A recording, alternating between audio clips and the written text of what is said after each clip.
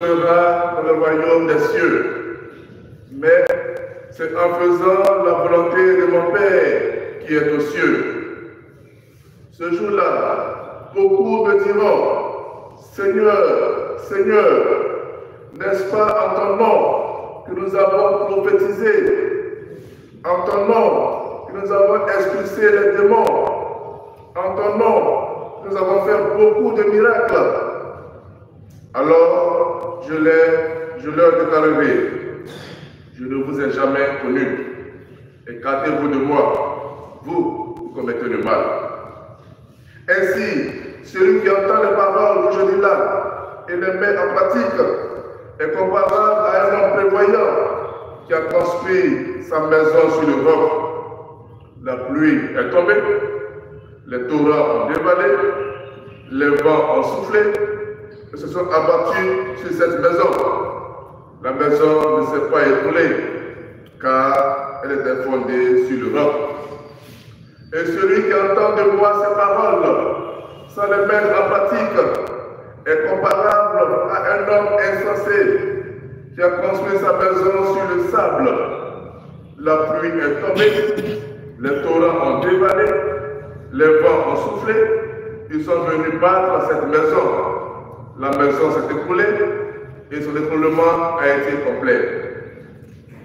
Lorsque Jésus eut terminé ce discours, les poules restaient frappées de son enseignement, car les enseignait un homme qui a autorité et non pas comme leur scribe.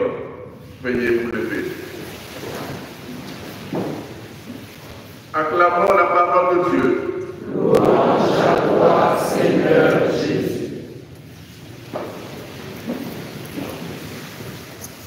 Frères et sœurs bien-aimés, le texte de la première lecture nous amène à avoir une pensée spéciale ce jour pour les femmes qui vivent l'épreuve de la stérilité. Vivant l'épreuve de la stérilité, on est souvent confronté à des désordres psychologiques, affectifs, et on peut se laisser aller à cette solution. Ce ne sont pas de Dieu.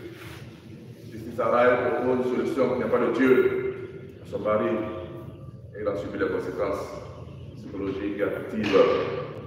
Aujourd'hui encore, même la science propose des solutions qui ne sont pas de Dieu et qui entraînent également des désordres psycho-affectifs. Nous avons aujourd'hui l'exemple de la GPA, gestation pour autrui. Alors, quand je veux un enfant, je prends l'esprit de mon mari, je donne une femme, elle accouche, je prends l'enfant. Voilà, l'enfant c'est pour qui? C'est pour moi, c'est pour mon mari. C'est la femme qui a gardé l'enfant d'être dans son ventre. C'est un désordre psychologique, c'est affectif, c'est difficile. Laissons Dieu agir en nous, plutôt que de chercher à avoir des solutions humaines, que nous entraîner dans le mal. Dans la première lecture, dans l'évangile, le Christ nous interpelle, tous, vous et moi, réguliers à l'Eucharistie, fidèles à la prière, à l'engagement dans l'Église.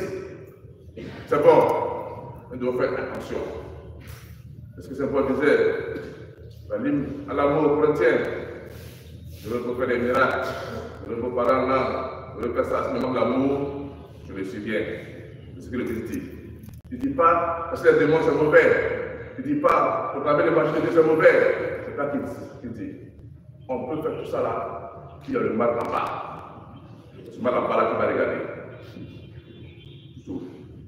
C'est du match vu. On fait le bien. Avoir le bien dans le cœur à tout ce qu'on fait. Alors faisons attention, frères et sœurs, nous sommes interpellés. Il ne faudrait pas que Satan dise je ne vous connais pas. Non, ça nous fait mal. Ça nous fait mal. On fait la messe chaque matin, chaque jour on fait chaque télé, on jeûne, tout ça, la vie ne nous connaît pas.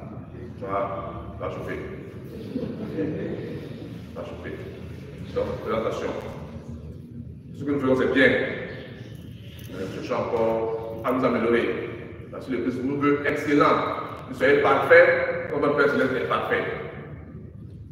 Ça, la personne qui veut. Parce que les gens voient. Parce qu'il y a une apparence. Donc, cherchons à plaire à Dieu, plutôt qu'à plaire aux hommes.